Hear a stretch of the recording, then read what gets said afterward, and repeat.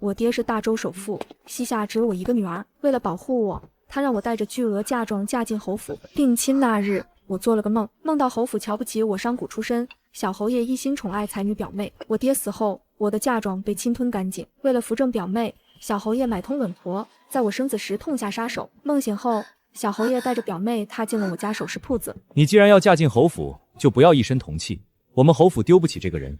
这铺子送给表妹，全当是你做嫂子给的见面礼。我看着他高高在上的嘴脸，冷笑王掌柜，转身就让管家把他扫地出门。什么破落户，没进门就想要媳妇儿嫁妆？高门侯府还不如庄户人家懂规矩。小姐，快醒醒！我愣怔片刻，被小翠真推醒，看见小翠急切的神情，我恍惚了半天，还未来得及说话，就听见楼下有人争吵。我伸手掐了自己一把，手臂发出尖锐疼痛，一颗心才仿佛落在实处。楼下，永宁侯世子宋明阳带着徐如意站在大堂中，正对着我家掌柜颐指气使。这只珠钗如意喜欢，就送与如意。你一个下人智慧什么？掌柜耐心解释，这钗不出售，是东家寻来给小姐添妆的，小的不敢做主，您就别为难小的了。徐如意轻柔开口，表哥，既然如此，我就不要了。她抬眸的姿势优雅。如意怎么能拿顾家姑娘心爱之物？宋明阳一脸不忍，给如意包起来就是，有事就让她亲自来找我宋明阳。侯府可不是什么小门小户，她一介商主之女，能与我定亲已是高攀，难不成还要把铜器带进侯府不成？小翠站在我身后，气得不行。小侯爷怎么这样不懂事？我却没有心情气愤，只觉得通身冰冷，因为刚刚我做了一个梦，梦中宋明阳也曾说过这样一段话。不仅如此，在梦里，我忍气将珠钗送给徐如意。不久后，我按期嫁给宋明阳，但侯府一直瞧不起我商贾出身，背地里花我的嫁妆，明面上却嫌我一身铜锈。后来爹爹过世，侯府侵吞了我所有家产，宋明阳还娶了徐如意做平妻，更是在我生子之时对我痛下杀手。我本就被这个梦吓得不轻，梦醒后竟然见到了和梦中一般无二的事情，难道这梦是一种预示？爹爹是大周首富，但膝下只有我一个女儿，他疼我宠我，生怕自己百年后我无人照顾，因此以万贯家财为赌，给我找了一门好亲事。永宁侯府世家勋贵，论身份，我这等商贾之女高攀不上，但侯府内里空虚，宋明阳不善用兵，继承不了老侯爷的职位，为了支撑侯府几百口人的用度，他们只能出此下策与我定亲。我爹的家业顺理成章归了侯府，以解燃眉之急，而我也嫁入高门，从此终身有靠。我爹真心为我打算，但他不曾想到侯府忘恩负义，虽花了我家的钱，却不愿好好对我，还把我视作耻辱。他死后，我被欺负到死，还落下一个潘高枝太师快的骂名，压下心底的怒气。我在楼上高声接话：李大家传世制作，爹爹为我寻来花了多少银子？掌柜的你可知道？宋明阳和徐如意似乎没想到我会出现在楼上，皆是一脸震惊的抬头看向我。宋明阳的脸上闪过一丝尴尬，听到声音，掌柜的立马回道：800两银子。我从楼梯上下来，几步上前夺过被宋明阳握在掌心的珠钗。宋明阳微微一愣，似乎是没想到我竟然敢夺回。不止800两，爹爹买消息还花了不少钱呢。宋明阳忍不住皱眉，当真是款。我冷笑，没理会他的话。我们做生意的最讲究和气生财，就算客人再挑剔也不能翻脸。我刻意将珠钗在他面前晃悠。宋小侯爷可是喜欢这珠钗，若是喜爱，民女自当割爱，不敢多收小侯爷的钱，小侯爷也别让民女亏本。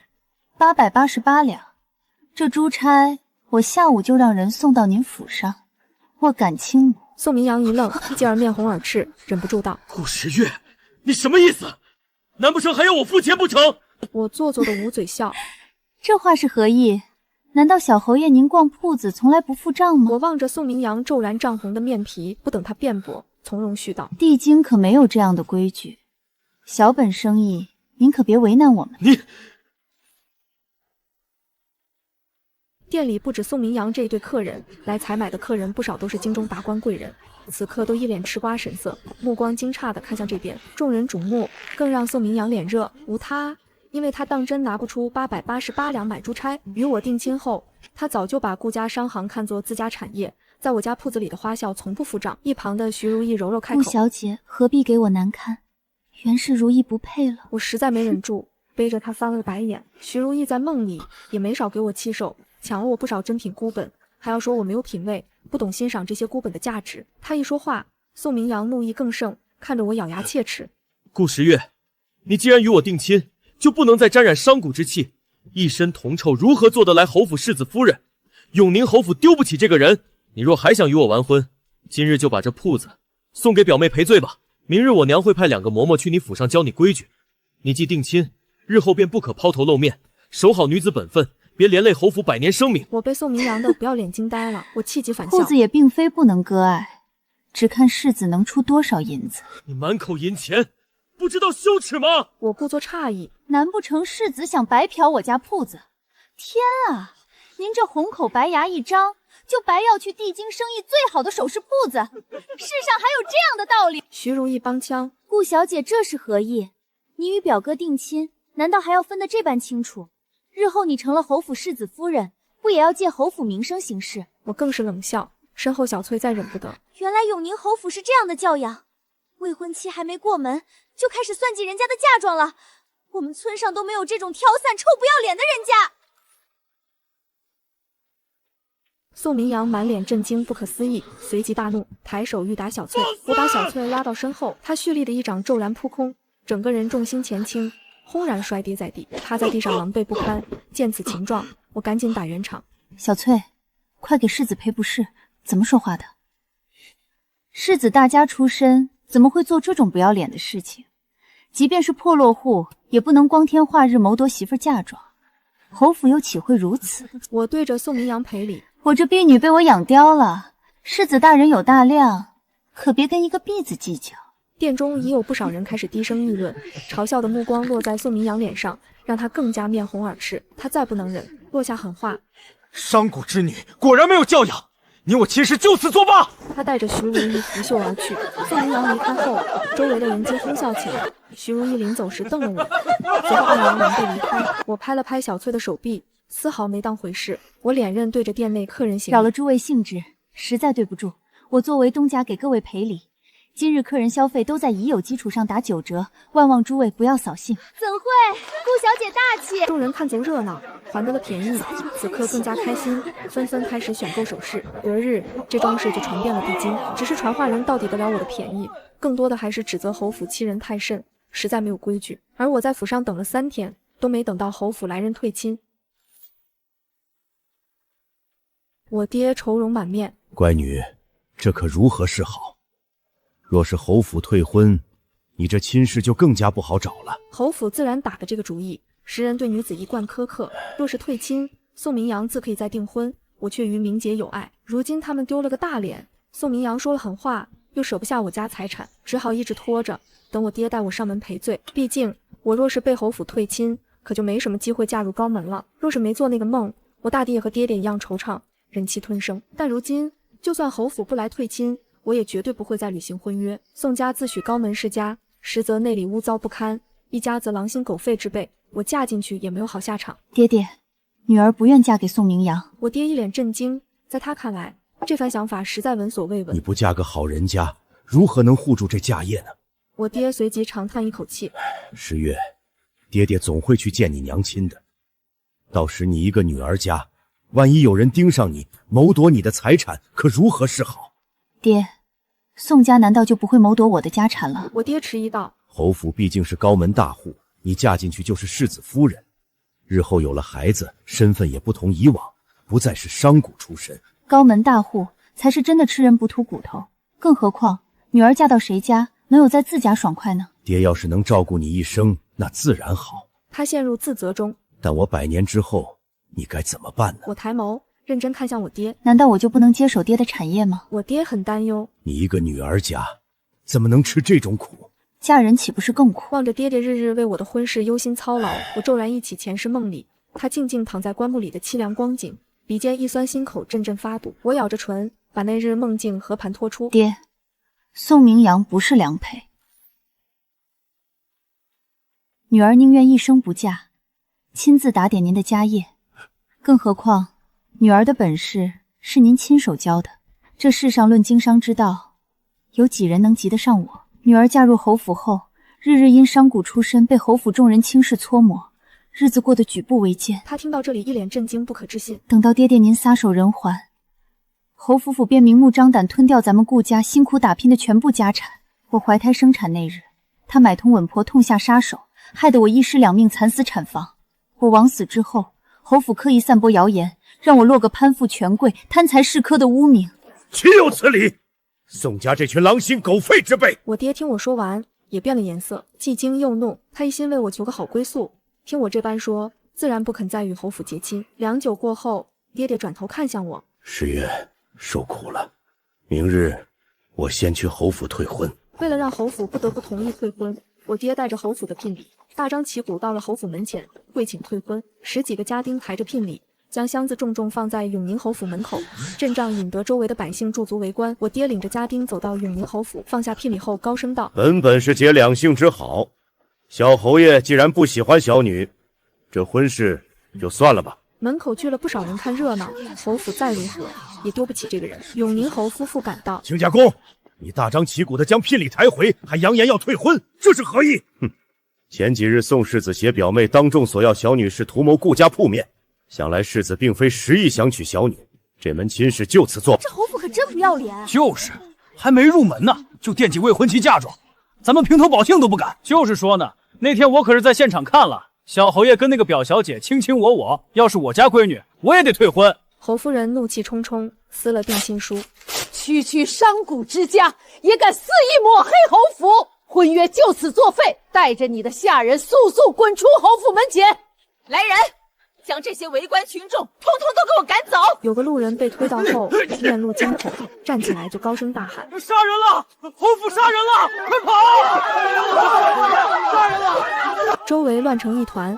永宁侯夫人看着这一幕，直接气得当场晕倒，场面闹得更加难看。侯府只好忍下羞辱，紧闭大门。我家虽不如侯府门户高贵，但我家有钱。在我爹花钱如流水、不懈努力之下，宋明阳和徐如意的故事传遍大江南北。侯府本打算让我不好嫁，如今却成了好人家的姑娘都不肯再考虑宋明阳。我视察铺子时候，恰好遇到了借酒浇愁的宋明阳，他看我的目光如看杀父仇人，一脸阴冷。擦身而过时，他阴恻恻道：你迟早会哭着求我。世子记得喝酒要付账。他拂袖而去，但我却把他刚刚阴冷的眼神记在了心上。侯府如今入不敷出，虽退了亲，难保他们还打了什么鬼主意，想侵占我家的钱财。我捏着茶杯，暗暗思索，如今这世道，光有钱还是不行。我家虽是巨富，却没有保命之术，钱与权，富与贵。宋家铁了心给我下套，未必不能成功。我还是得找个靠谱的靠山，才能守住这偌大家产。4月18，我收到了一张拜帖。小姐，林小姐派人送来了拜帖，邀请您参加长公主的赏花宴。拜帖自然不是长公主下的，而是一位与我交好的官家小姐林佳怡邀我同行。不如我们一道同行，这机会来之不易，你可要好好把握。商贾出身，素来被人轻贱。若是我没做那个梦，我也不会怀疑这位手帕娇。但梦中，林佳怡为了能让宋明阳妹妹嫁给他哥哥，明里暗里害了我几次。如今我可不敢相信他能对我安什么好心。只是明华长公主的赏花宴，我确实要去，因为我手里还有长公主亲自写的帖子。好，到时候我同你一道去。4月18，我跟妹妹不见不散。那是自然。见我应下，林佳怡十分开心，眼中露出几分期待。她走后，我暗中嘱咐小翠，派人看看林佳怡最近都接触了什么人。有钱能使鬼推磨，调查个林佳怡，我家人手还是足够的。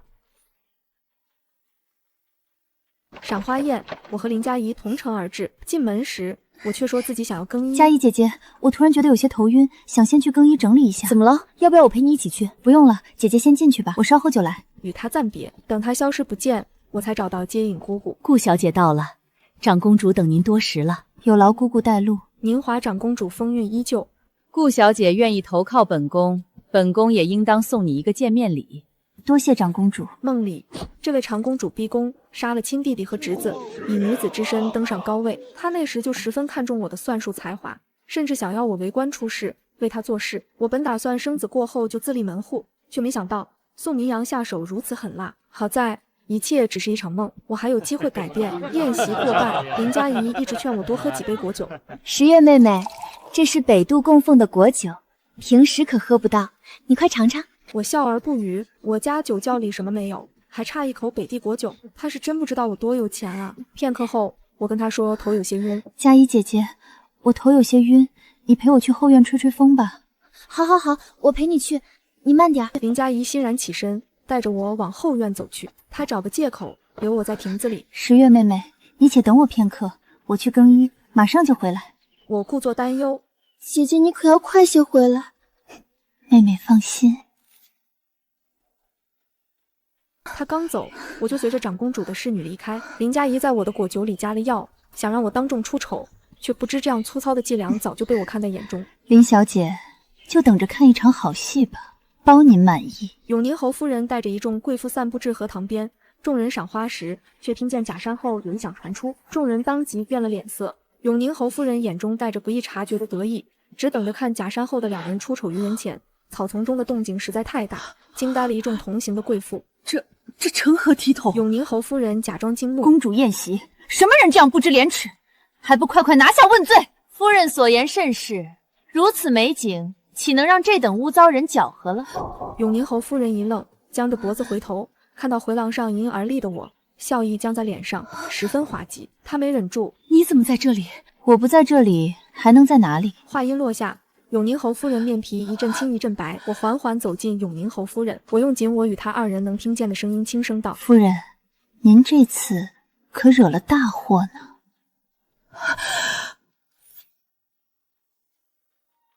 假山后是永宁侯夫人的娘家侄子徐如意的哥哥徐志远和刚刚还满心欢喜的林佳怡。只是此刻林佳怡衣衫不整，不省人事，徐明远一身酒气，赤裸胸膛。夫人，您这份礼物我当真是喜欢极了。徐家破落已久，永宁侯夫人在家时尚有父兄撑着，但天有不测风云，永宁侯夫人父兄接连过世，庶弟接手家业却资质平平，一份家业早就败得差不多了。如今徐如意兄妹都依附永宁侯府过日子，但永宁侯府看着花团锦簇，实则内里不堪，如此才把主意打到我身上。永宁侯夫人深恨我不知好歹，竟然不把家业拱手相让，受了丁点委屈就敢退婚。她在赏花宴上让我名声扫地，又舍不下我家的银钱，设计让我失身于他娘家侄子是最好的办法，既能让我生不如死，又能让我不得不带着钱嫁进来，甚至于婚前失贞。我这般身份，到时怕是只能给徐志远做妾。他这一条毒计，若我毫无防备，此刻当真坠入地狱，余生尽毁。我只能回敬他一番。见我逃脱，永宁侯夫人脸色极难看，只觉得难堪。在场诸位贵人眉眼官司乱飞，自然知道这里面有内情，但大家都不是多嘴之人，只在一旁看了半晌热闹。片刻后，林家主母才姗姗来迟。林夫人是田房，并非林家兄妹亲生母亲。成婚后，她膝下并无子嗣。林家老爷对先头夫人一往情深，处处防备她。林佳怡兄妹也视她为仇敌，感情并不好。但此刻林佳怡落难，林夫人却为落井下石。她眼中带着怜悯，叫人上前为林佳怡披上衣服，言谈间不卑不亢。我家姑娘素来清白好教养，如今却被这等登徒子祸害了。林家虽是小门小户，也不能受此侮辱。今日之事，还望诸位夫人给我家女孩留些颜面，不要多言。林夫人让婢女把林佳怡带走，自己留下处理后续事情。永宁侯夫人虽有几分难堪，却也没觉得这是什么大事，对着林夫人反倒有几分高高在上的姿态。如今这情形，你家女孩也嫁不得旁人，诸位见证，就让两个孩子定亲，也算化干戈为玉帛。林夫人面色难看，却也不敢做林佳怡的主，把林佳怡嫁给徐志远是最好的办法。如今这世道，若是嫁不了徐志远，林佳怡更没有好下场。我站在一旁看着，却无半分快意，只觉得无端齿冷。林佳怡害我未成，反害了自己前途，这是他咎由自取。但这场祸事，最后承担所有后果的，却也只有他罢了。对于徐志远来说，平白多了个媳妇，一点都不亏。林家好歹清清白白好人家，林佳怡也是青春好年纪，以徐志远的人品，能娶林佳怡为妻，已经算是高攀了。但就算这样，事情发生后，被动一方依旧是林家。女子多奸，不得有半分行差踏错。今日是林佳怡，明日便可能是我，是万千闺中娇娘。这一局，我赢了吗？我当真赢了吗？宁华长公主匆匆赶来，放肆！主家设宴出了丑事，她自然要来插手，更何况她是有实权的公主，圣上做事有时都要听她意见，更无人敢得罪这位雍容华贵的公主。本宫府里还未曾出过这等污糟事情。她冷眼看向永宁侯夫人，永宁侯夫人心虚的不敢看长公主。按照大周律，强侮女子者，当施行杖刑发配充军。永宁侯夫人好大口气，竟视大周律例如无物。难不成跟你永宁侯府惹上关系？大周律也要让步吗？永宁侯夫人面色一变，连忙跪下请罪。公主容禀，臣妇并无此意啊。只是事已至此，难道还要让林家小姐沉塘不成吗？宁华长公主冷笑，哼，林家小姐可有错处？我观林家小姐似是昏迷不醒，定是这登徒子乘人之危。若今日放过此等恶徒，日后京中人人效仿，大周岂有安宁可言？来人，把这狂悖之人带去问官。永宁侯夫人连忙求情：公主开恩啊！我们徐家就这一个独苗了，她不能有事啊！永宁侯夫人无论如何也得保下这个侄子。僵持之下，公主饶徐志远命啊！还是被带去收押，公主救容后再我！断。救我！公主，现下时辰已晚，我便先告辞离去了。众人散去，我却没有回家，而是留在了公主府。宁华长公主，你们先退下吧，屋中只有我和她。今日之事，你可高兴？我沉吟许久，还是遵循自己内心，回答道：回公主的话，民女不太开心。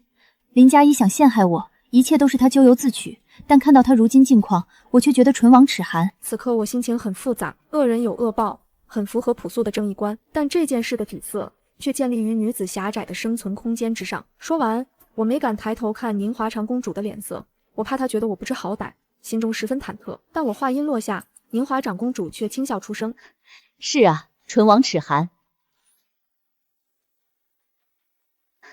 是啊，唇亡齿寒。今日我没有安排林家小姐这一桩事，林姑娘之事，我本打算在朝堂上责难她父兄，但未成想徐家那个恶心人的东西胆大包天，见四下无人，打晕林家小姐，拖至假山后施暴。我抬头怔怔望向宁华长公主，刹那间想通了所有关节。徐志远色胆包天是真，想借此机会得一门好亲事也是真。女子失节，唯有嫁他一条路。没有等到我，等到林清怡也不亏。我心中不由泛起一股恶心。徐志远品行低下，林清怡咎由自取，但这难道不是一种不公吗？十月，本宫一直很欣赏你这样的年轻女郎。你当日与我说，愿意将顾家家产托付于我，每需让我抽3成干利，但在本宫眼里，这3成干利不如你珍贵。你愿不愿意到本宫身边来做事？宁华长公主有自己的幕僚，大多是当世惊才绝艳的女子，她们之中有人出身世家，有人来自乡野。长公主选人一贯不拘于家世，这些跟着她的女孩后来也都各自出世，跟她一起谱就一段君臣佳话。那时宋明阳常常回家抱怨长公主牝鸡司晨，这长公主当真是比鸡司晨，她的那些女官一个个牙尖嘴利，陛下还总是听着长公主的话，这女人管事迟早会出问题。每当这时，她那号称当世才女的表妹就会婉转地迎合她。长公主此举是违背女责与女训的。若是明阳哥哥日后功成名就，我定不会如此这般。徐如意读过很多书，写过很多诗，比我有才情，也比我多巧思，但她并没有比我高明。礼教束缚了她，她却在为礼教背书。好在一切不过幻梦一场，梦中之事尚未发生，我不会被宋府后院困住。我抬头看向宁华长公主的眼睛，郑重道：愿为长公主驱策。3日后，徐志远被放归家，由永宁侯和林佳怡的父亲一起求情接出。姑父，您终于来了，我受了好多苦，这里面太难熬了。官差大哥，麻烦开个门吧。官差打开门，徐志远被放了出来。林佳怡在众目睽睽之下失了清白，除了嫁给徐志远，只有死路一条。林父深觉愧对亡妻，不舍得让林佳怡去，你先出去吧，只得委曲求全，为她定下婚事。看来你如今只有嫁徐明远这一条路可走了。林佳怡听完，再也忍不住情绪，彻底崩溃大哭。徐志远出来后，第一件事不是去林家提亲，而是在帝京最热闹的青楼为姚姐一掷千金。他拿枪做事，等着林家来求。徐志远花天酒地，永宁侯夫人赶到大骂徐志远逆子，一副恨铁不成钢的作态。徐志远惊慌中被永宁侯夫人押回府中。徐志远死猪不怕开水烫，仗着横竖徐家是破落户，他也没什么名声可言，丢不起脸的只有林家。由不得你，来人，把这小子给我押到林府去。永宁侯害怕影响永宁侯府的声誉，让下人把徐志远押去提亲。最后是永宁侯出面，押着徐志远去林府提亲。同日，林府还发生了一件恼怒的大事，林夫人驱车回了娘家，称不愿做林家妇，要和离归家。那日公主府看出公主喜恶后，她连夜求到了宁华长公主面前。她不说自己何等委屈，只说自己对长公主而言有什么用。未嫁人之前，臣妇在边疆长大，自幼跟随父兄上过战场。殿下，陆家如今虽无男丁，但臣妇尚有一战之力，撑得起陆家军。本宫记得你叫陆婉是吧？正是，无棱角的美誉。好名字。尽管总有人诟病长公主手伸得太长了，但也不得不承认，宁华长公主的政治素养十分好。她不仅朝堂中有人，手中还有太后的人脉，所以当她给陆婉撑腰，支持她和离后，林家也得乖乖就范。本宫同意你们二人和离。林大人，你可有异议？林大人原本不同意和离，但长公主在前，林大人再不肯也只能和离。回长公主，我无异议。陆婉和长公主相视一笑，这是闹了好一阵。坊间还有学子称，长公主无端让人夫妻分离，有违天伦。就算是长公主，我等也要说实话。你我读圣人书，难道要为强权所迫，话都不敢说吗？就是。楼下来赶跑的世子高声议论，言辞间少谈及长公主，多落在陆婉和林佳怡身上。就不应该有和离。我站在陆婉身边，闻言也有几分薄怒，他却仿佛事不关己一般，看得津津有味，甚至还有闲心插话。不应当和离，那当如何？自然是休妻，一女岂能嫁二夫？人尽可夫的荡妇还有什么脸面活着？要我说，这个林夫人和林家那位小姐都应当一头撞死才对。说话的正是宋明阳。真是世风日下，女子还敢上门退婚？他越说越是激愤，许是投射到了自己身上，就该休了他。蠢货，他爹都不敢同真有实权的长公主叫板。他倒是在这里大放厥词，女子不应退婚，那应该如何？我悠悠插话。宋明阳说到兴奋之处，接着道：退了婚的女人自然应该常伴青灯古佛，还要出资弥补未婚夫家的损失。退了婚，放弃这等蠢货的女子，就应当错过花期，一生寥落。放他娘的屁！我在楼上鼓起掌，笑着走下楼。宋明阳见我和陆婉一起下楼，才觉失言，当着众人面也不好反悔，只好不尴不尬地僵在原地。宋小侯爷真是高见啊，这话你母亲可知晓？小侯爷恐怕不知，你的母亲永宁侯夫人昔年也是退过婚的。你母亲当年与我兄长定亲，这不是什么秘密，一查便知。退婚书如今还在我家，你可要瞧瞧。你胡说八道什么？我兄长陆正死守边疆，战功赫赫，是为国捐躯的英雄。按照你的说法，他过世后，你娘就应当为他守节，怎可退婚改嫁？小侯爷还不快快回府，把你的高论说给你娘听听。告诉他一女不可嫁二夫，速速随我兄长去了吧！你这个贱人！宋明阳执剑想上前伤害陆婉，陆婉随手抽了桌子上一根筷子，信手拈花一般，筷子如利剑飞出，击中宋明阳手臂，他的长剑应声而落。陆婉脚尖一抬，利落地踢起长剑，剑尖悬在宋明阳胸口，一时间酒楼大堂落针可闻，众人都目瞪口呆，看着这一变故。我站在陆婉身后，冷笑一声：什么废物，文不成武不就，只会日日把目光放在女子身上。要我顾时玉嫁这样的废物男人，断无可能。有人笑出声来，旁边有个在憋着，哄笑起来。小侯爷这身法可真是的，快让永宁夫人为陆将军守学。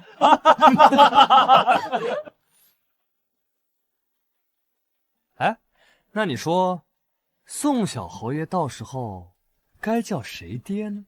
下流的笑声时不时响起，宋明阳气得脸色通红，却不敢动。他当真害怕陆婉一剑下去，让他血溅当场。陆婉却并没打算真的伤他。你们自诩当世才子，学问不知深浅，却比乡下没读过书的妇人还长舌。剑花，长剑脱手，直冲刚刚与宋明阳高谈阔论的。日后可不要再说什么长舌妇，我看你们这些不知所谓的读书人，才配得出这个程称。我在后面冷笑连连，高声道：这等无赖之人，不配在我顾家酒楼吃饭。掌柜的，门口立个牌子，就写今后长舌男不得入内。楼下众人灰溜溜散去，我和陆婉回到包厢中，片刻后相视而笑。陆姐姐真是好功夫，我在闺中时功夫比兄长还好，上阵杀敌、骑马夜行不在话下。言罢，他脸上带着淡淡怅惘。可后来父兄故去，我嫁了人，反倒再也没有动过刀枪。我那前夫日日防我如同防贼，生怕我害了他一双儿女。笑话，以为我愿意给他当甜皮似的。陆姐姐这般精才绝艺的女子，耽搁在后院也当真是可惜。陆姐姐如今也算苦尽甘来了。苦尽甘来，这话我喜欢。陆婉弯唇一笑，颇有几分意气风发。那日林青怡出事，他们一家都把错赖在我头上。林书恒更是扬言要休妻，说我不知为林清怡打胆，长公主捉了人，徐志远害了林家小姐，他统统不敢得罪，反倒是对着我撒气，无非是打着我家中无人撑腰，可以随意拿捏的主意罢了。我也忍不住冷哼一声。长公主说的没错儿，破例，难怪她想要办女学，提拔女子为官。只有我等走上高位，才能为其定位女子草料。梦中，长公主也提拔了不少女子，我爹过世时都在感慨，早知今日如此风气，当年不如让我一直在家，也好过去侯府受委屈。早知那宋明阳如此混蛋，就不该将你嫁到侯府去，受这窝囊气。这宋明阳真不是个好东西。随着时间推移，我对那个梦的记忆越发淡，如今已经记不得几分，也无妨，惠及必伤。人若是事事先知，也不是什么好事。有宁华长公主在前，我做事更加方便。就算是永宁侯府，也不敢找我麻烦。半年后，陆婉收拢陆家旧部，远赴西北，以长公主名义组建了一支只属于公主府的军队。皇帝不曾防备宁华长公主，在他看来，他的对手只有藩王，并不包含姐妹。而我则以公主的名义进宫拜见太后，被太后收为义女，赐封县主。传我旨意，册顾时月为义女，赐封号平阳，并赐予封地。臣女顾时月叩谢太后娘娘隆恩，娘娘厚爱，臣女没齿难忘。有了县主身份，你做事就更容易一些。金秋，我会推举2位女官入朝。你带你父亲打理顾氏商行，从不曾出错，可见细心。是以为官之事，我想让你去，此事至关重要。十月，你可有信心？我迟疑片刻，还是应下。十月定当竭尽全力，不负长公主所托。这是机遇，也是考验。我想以女子之身立足，就必须要比当世男儿更强硬。这条路很难，但我想试试。有长公主珠玉在前，我为何不敢一试？从无人走过的荒地里趟出路，必然充满艰难险阻。但我们如今要做的事情，本就是前无古人，我只怕后无来者。女官之事一经传出，引起轩然大波，骂名挨了一箩筐，甚至还有人张贴文章在闹事斥责长公主。这长公主真是德不配位啊，搞得整个朝堂都是女人。依我看，这天下怕是成了女人的天下了，这还得了？而我更是现成的靶子，人人唾骂。我家商号下不少铺子都被泼了狗血，连我爹都问我：这外面闹得这么大，你都已经是县主了，还想要往哪里走呢？我扪心自问，往哪里走呢？往上走，站得越高越好。君君臣臣，父父子子，这几百年的规训，一步一步蚕食女子生存空间。为何女子一生都要在后宅中荒废？因为世上资源有限，男人厮杀竞争尚且不足，怎么能容忍女人来抢？他们越不同意，我们就越要抢。若回到后宅当真是好事，他们怎么不去呢？男人揣着明白装糊涂，而反对我们的女子则是在蒙昧中下意识向更弱者挥刀。那些父权制下对女人生杀予夺的权利，都是从我们手中一点一点让渡出去的，所以我不能退。爹，我要让所有女子都能走得更远。我身后并非温床，而是悬崖峭壁，退一步则万劫不复。同月，长公主一力督办女学，第一届只来了6个学生，他们大多出身寒微，想为自己求个前程。很好，他们想求前程，我们便给他前程。长公主一并请了8位老师，都是当世大家，各有千秋。陆婉也一并领了职，待他得空回来教兵法拳脚。外面沸反盈天，女学内反倒清静自在。老师，学生问我：您姐天传过，您为我等倾囊传授，是心疼世间女子不易吗？我笑了笑，摇摇头。人吃五谷杂粮，难免会生出私心。我当真是为了救难吗？我知道了，老师。不，我是为了我自己。世间女子不易，便是我的不易。女学内是一片净土，女学外则是我等厮杀的疆土。中秋后，我在一片骂声中领了官职，同我一并出仕的还有崔氏嫡女崔瑶。崔家这一代嫡之并无男子，他父亲倾尽全力培养了一位才华横溢的女郎。就是女孩子家本该安分待嫁，相夫教子才是正途。女孩子家本该安分待嫁，相夫教子才是正途。如今闹出这般风波，看你要如何收场。好好的姑娘家，偏要趟朝堂这浑水。世家大族如今满城非议，实在荒唐。这件事，但崔瑶不同。嫁人，我家如此家业，难道都要送给远房亲戚，为旁人做嫁衣的事情？我可不干。父亲母亲，你们说是不是？他和他爹娘都想争一争。我隐约记得梦中第一位女官就是这位崔氏女郎，如今我能同她并肩，是我之幸事。我为官后处理的第一件事就是林清怡杀夫案，徐志远中毒而亡，徐家认定是林清怡所为，要将他沉塘。我带着府兵赶到，从湖中捞出奄奄一息的林清怡。永宁侯夫人怒极，声称要去皇帝面前告我。速速救下林小姐！看着被打晕陷入昏迷的林佳怡，我可管不了那么多，立马让手下快飞小厮救下林佳怡。永宁侯和永宁侯夫人见此情形，勃然大怒。放肆！区新晋女官也敢插手我侯府家事，当众顶撞于我！你这般肆意妄为，目无尊长，寻衅滋事，我即刻入宫面圣，定要向陛下参拟一本，治你越俎代堂、寻衅造势之罪。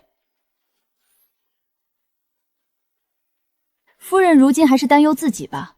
国有国法，家有家规，但家规不能凌驾于国法。你说林清怡杀夫，可有证据？若无，正是你们草菅人命。我这人把林清怡带走，我们走，心中暗暗盘算这桩事应当如何处理。这是一个极好的机会，内宅里这般不清不楚，随便安个罪名就死了的女人多如牛毛，所以这一次无论林清怡杀没杀人，我都要保下她。若死后真有拔舌地狱，我也愿意承担。事到如今，只论应不应当，绝无对错。世间事哪能非黑即白？林清怡醒后开口第一句：“我没有杀人。”我松了口气。你跟我说，当日发生了什么？林佳怡思考了一会，开口：“那日，徐志远回房后倒头就睡。”林清怡不想死，竹筒倒豆子一般把所有事跟我说的一清二楚。林佳怡说她和徐志远关系不睦，平日里都是分房而睡，林佳怡都会有意避开他，这次也是一如既往避开了他。第二日，永宁侯夫人逼着林佳怡去叫徐志远起床，徐志远就死在了床上。日头都晒到床头了，你还赖着不起？若不是婆母一再催促，我压根不愿来叫你。林佳怡见徐志远没有任何动静，不耐烦地走到床头，就看见徐志远睁大眼睛，面无血色，一动不动地躺在床上。林佳怡当场就被吓得大叫起来：“少夫人，发生何事了？”林佳怡被吓得腿脚发软，指着徐志远的尸体口齿不清。丫鬟顺着林佳怡的手指看去，就看到死在床上的徐志远。杀人了！少夫人杀人了！后来婆母和姑母就带着人赶来将我扣下，说我杀夫，要将我沉塘。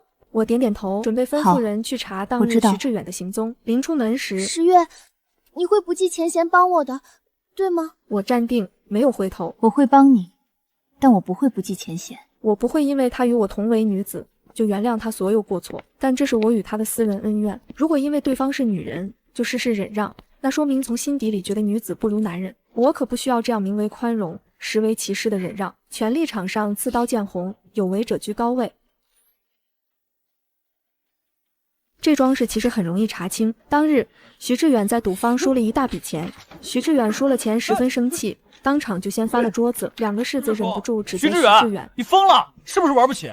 什么臭牌，老子不玩了！”为了平复心情，我去妓院一醉解千愁。兴起之时，叫了2个姚姐作陪。她身子不好，被酒色掏空，吃了药强撑着非要跟姚姐战300回合。我猜她在妓院时就已经死于马上风。我问小厮，当日带她回家的人是谁？下人回答道：“回县主，是他的小厮带他回府的，听说已经被永宁侯夫人打死了。”我垂眸冷笑，好一个杀人灭口！本朝有旧例，丈夫死后，女子可自行改嫁。徐家如今风雨飘摇，徐志远死得这样丢人，更是一重打击。把这事推给林清怡，徐志远就不算丢人，只需要牺牲一个女人的命。更何况这个女人还不是徐家人，当真是好算盘。我轻轻敲击桌面，这事不难，洗清林清怡身上的脏水也不难。先把那2个姚劲扣下。老鸨和赌房主是谁家的人？去查。对于贵族来说，权力大过于金钱，但对市井民众来说，钱比权重要。有钱能使鬼推磨，而我最不缺的就是钱。重赏之下必有勇夫。永宁侯夫人带着徐如意进宫告我时，我也找到了关键证人，只等他们发难。10月这身官袍，本宫甚是喜欢。臣觉得3梁冠更好看。本宫亦然。升堂那日，永宁侯带着几个世家子前来，以防万一，还一并带了2位礼教大儒，而我同行的只有崔瑶和6位女学生，壁垒分明。宁华长公主与皇帝同行，皇上一到，永宁侯就沉痛开口：“陛下要为我那内侄儿做主啊！顾时月徇私，包庇毒妇，志远死的冤枉啊！”我不急不慌，臣今日也想出告一人。皇上来了些许兴致，你怎么也要告人？告谁？徐志远。顾时月，顾时月，你别欺人太甚！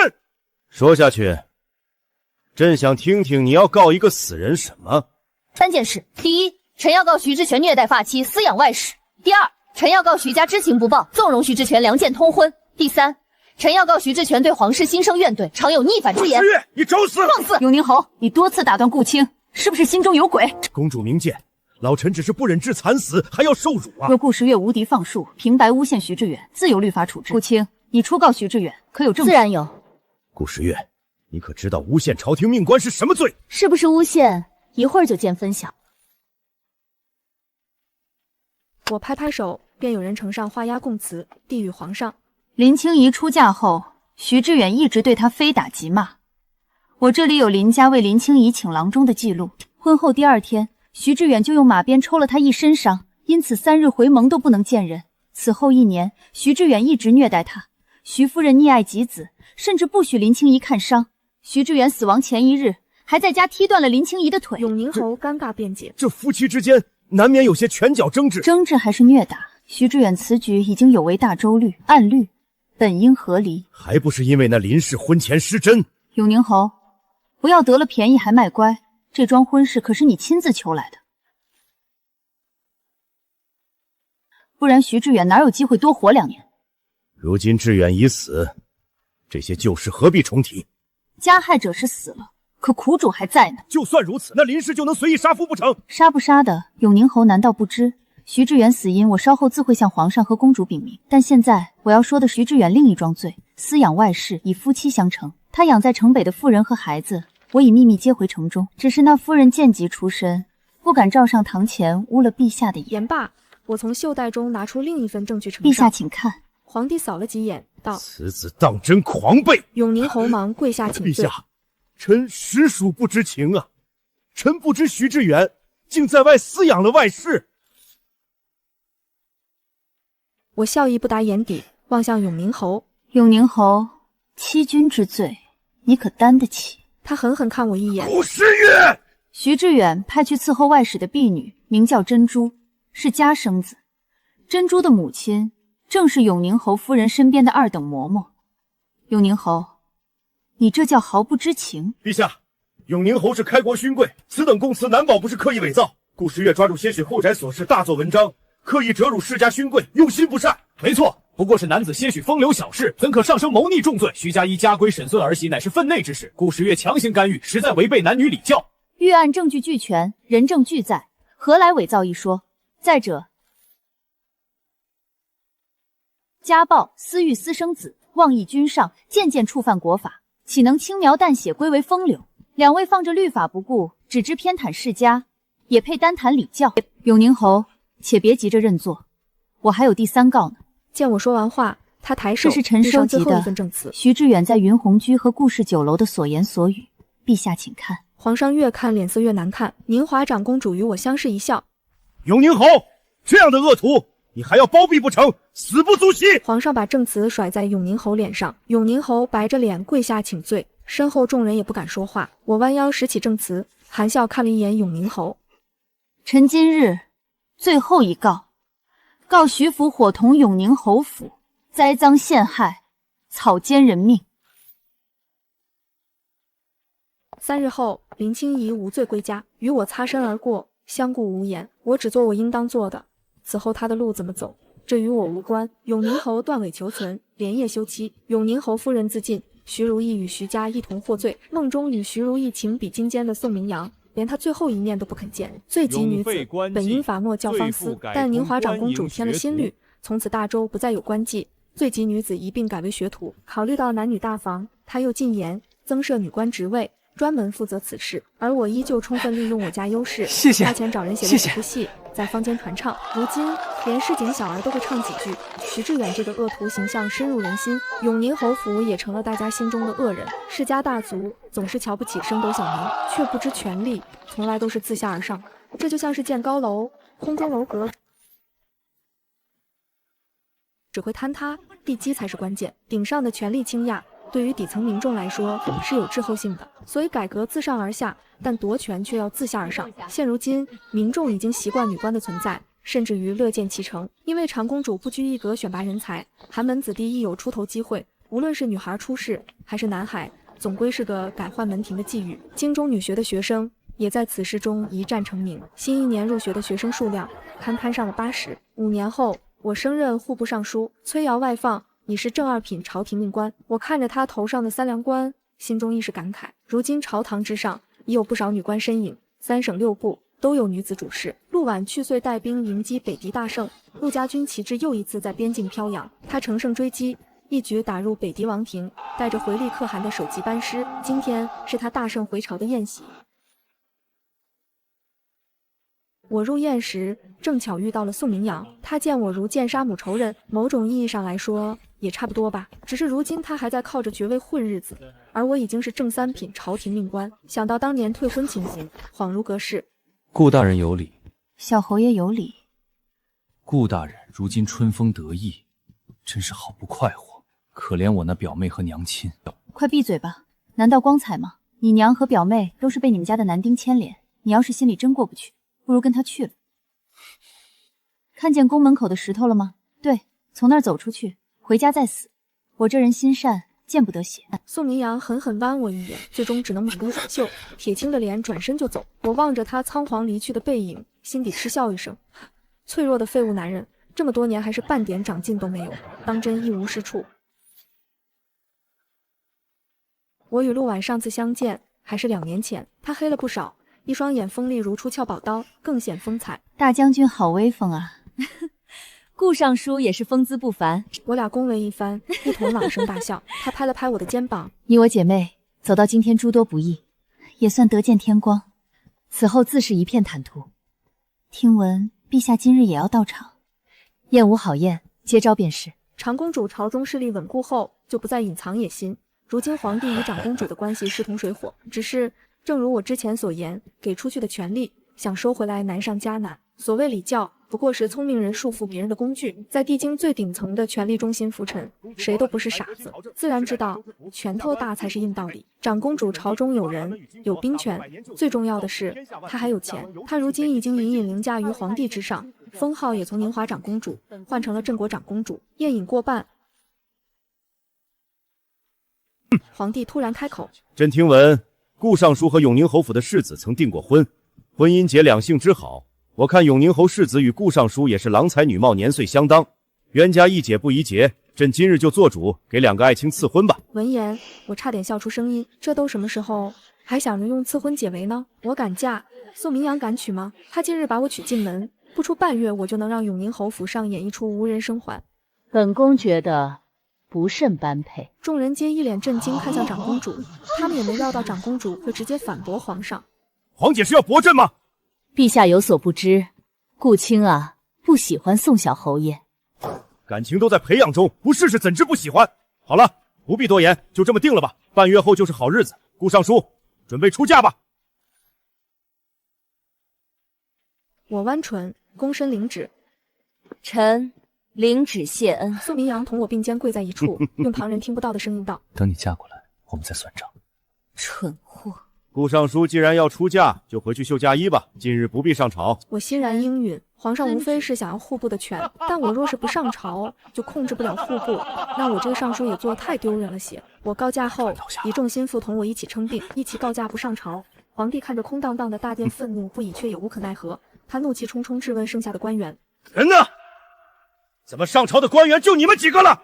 退朝！户部事务都落在皇上派来的空降兵身上。不过3日就出了不少错。昔日2人整日耽于宴饮淫乱，全无治世之才，接手户部后手足无措。到底是怎么管理户部的？我怎么知道？把他请回来吧。但这时再想让我去收烂摊子，求你回可没那么容易。户部吧。对于户部的催请，我一概不理，一心在家休假衣。小姐，户部又派人来催了，说账都乱成一锅粥了。陛下定的期一，我实在没时间做别的。皇上也干不出让我回去的事，只好拧着鼻子由着他认了。去。朕就不信，朝堂这么大，只有他顾时月能管好户部。宋明阳大张旗鼓送上破烂聘礼，他生了一副好皮囊，打扮起来还挺像个人的。他身穿一身红袍，翻身下马，快步向我走来。十月，我真是等不及娶你了。是吗？我也是，等不及出嫁了呢。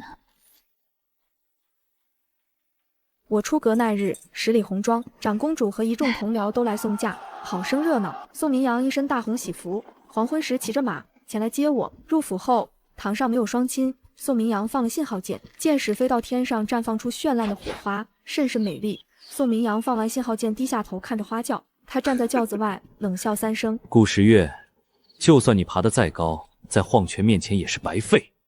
我今天就让你好好知道什么是女子本分。提前安排好的兵士将花轿团团围住，宋明阳一脸喜色。留他性命，我亲自处置。剩下的人去前院，将一众乱臣贼子统统绞杀。杀！永宁侯世子，京中调兵可是死罪。宋明阳朗声大笑。你真是不知死活！我这兵可是陛下。他的话没有说出口，嘴角溢出鲜血，轿帘掀开，里面坐着的不是我顾时月，而是一身银甲的陆婉。他抬手抽出长枪，连眼神都没有给宋明阳。身后巨大的嫁妆箱子打开，里面没有嫁妆，藏着的都是金兵良将。永宁世子谋反，我等快杀出去，保护陛下！本应出嫁的我，此刻正随长公主一起在宫中，确切来说是皇帝的寝宫。他本还在等着自己人传来好消息，没想到等来的是长公主。皇姐，你要弑君吗？陛下糊涂了，我是来救驾的呀。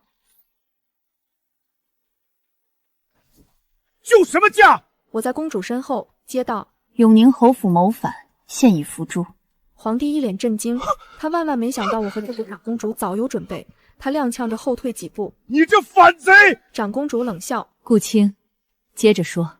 是，永宁侯府狼子野心，勾结叶王，谋反逼宫。陛下已被反贼所害，呜呼悲哉！宫门外，太阳落下，昏暗夜色中，隐隐有打杀声传来。真好，明日或许是艳阳天。皇上的亲随只剩最后一个，是自小服侍他的内侍总管。你们如此对陛下，就不怕遭天谴吗？陛下对长公主还不够好吗？不怕，我们早就尝过天谴的滋味了，现在也该轮到你们尝尝了。皇帝对长公主好吗？或许是好的，但这点好不足以抹平一个尊贵女人心中熊熊燃烧的野心。她能力不够，坐在高位就是错。大家争到最后，已经不能论黑白对错，谁走到今天手上没沾过血？权力本来就是一种暴力垄断。你问我此刻的我是否正义？我只能说，我从不曾背弃我的立场。半月后，一切尘埃落定，长公主强力压下所有声音，登基称帝。这条路她走了28年，而我从商贾女到左尚书令也走了10年。士族间对此尚有微词，民间也有组织反对女帝。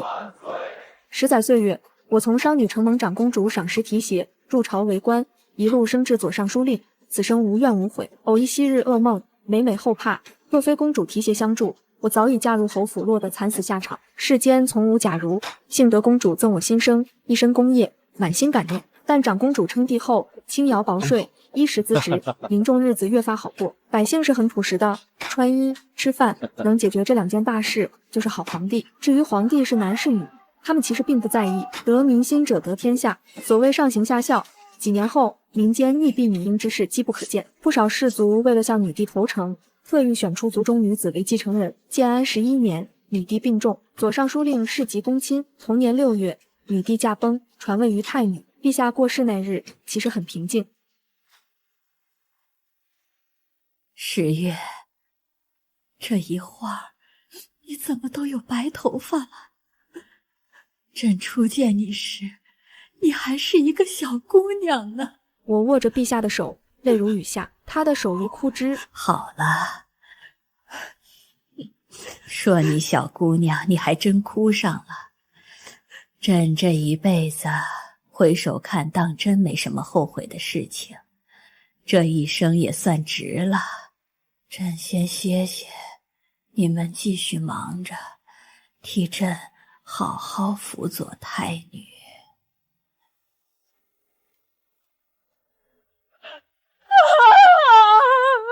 他生前建立凌烟阁，让我们这些随他一路的人入阁，享国朝供奉。陛下驾崩，我等老臣也迟早会随陛下一起，尘归尘，土归土。但人生有限，思潮无限。我扶起哀戚的太女，年幼的星君眼中有野望，也有迷惘。殿下，接下来就是您的时代了。人生有限，思轩无限，思出则已测。我们走过的路，会有人继续走下去。